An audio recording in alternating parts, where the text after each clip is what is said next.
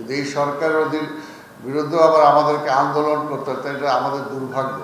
তো আমরা সেটা অবশ্যই আমরা চাই না। আমরা বলেছি নির্বাচনের কথা, আমরা বলেছি মানুষের ভোটের অধিকারের কথা। তাই এখন অনেকেই বলছেন যে শুধুমাত্র ভোটের জন্যই কি পরিবর্তন হয়েছে কিনা।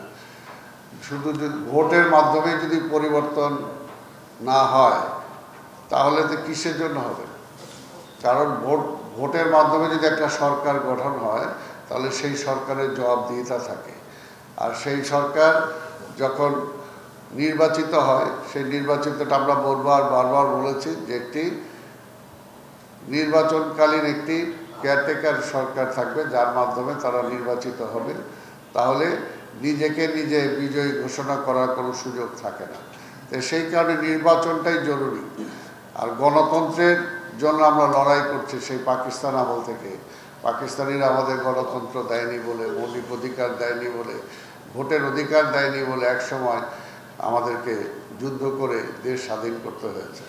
কিন্তু স্বাধীনতার এতগুলো বছর পরেও আজকে সেই ভোটের অধিকারের জন্যই আমাদেরকে আবার লড়াই করতে হচ্ছে। এমনকি এখনও অনেকে বলছেন যে আবার এই সরকার আমরা বসিয়েছি, যদি এই সরকারের বিরুদ্ধে আবার আমাদেরকে আন্দোলন করতে হয়, এটা আমাদের দুর্ভাগ্য। তো আমরা সেটা অবশ্যই আমরা চাই না। আমরা বিশ্বাস করি যে ডক্টর ইউনূস সাহেব সারা বিশ্বের যার পরিচিতি আছে, আমরা বাংলাদেশও আশা করব যে তার নেতৃত্বে একটি অনতিবিলম্বে তারা একটি জাতীয় নির্বাচনের ঘোষণা দিবেন।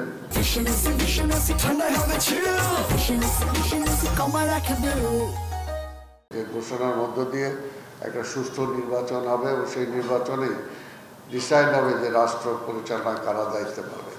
আমরা দেখেছি যে শেখ হাসিনা যখন ক্ষমতায় ছিল তখনও সে প্রকাশ্যে বলতো যে আমি ভোট কারে দেবো, ভোট কেন দেব, ওই তারেক আইসা দেশ চালাবে সেটার জন্য।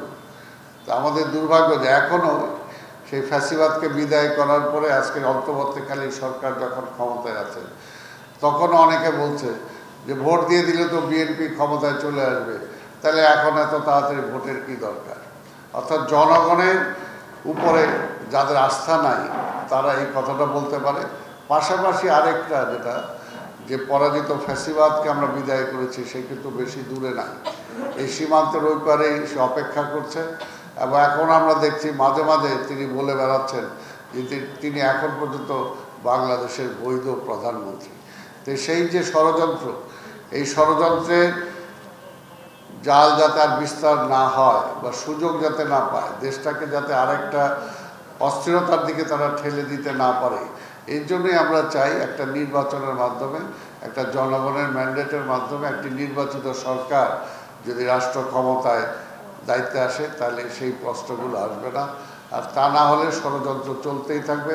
যে ষড়যন্ত্রের কথা ডক্টর ইউনূস সাহেব নিজেও বলেছেন যে পরাজিত ফ্যাসিবাদ তাদের কাছে অনেক টাকা আছে, অনেক কিছু আছে, কাজে তারা ষড়যন্ত্র করছে। আমরা তো এর জন্যই বলতেছি আজকে 3 মাস এই সরকার বেশি থাকলো বা 6 মাস বেশি থাকলো সেটা আমাদের ব্যাপার না।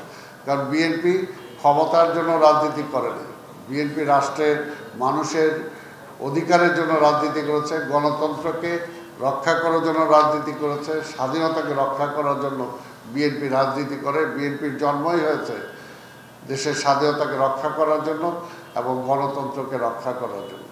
এর আগেও বারবার বহুভাবে বিএনপিকে ক্ষমতার জন্য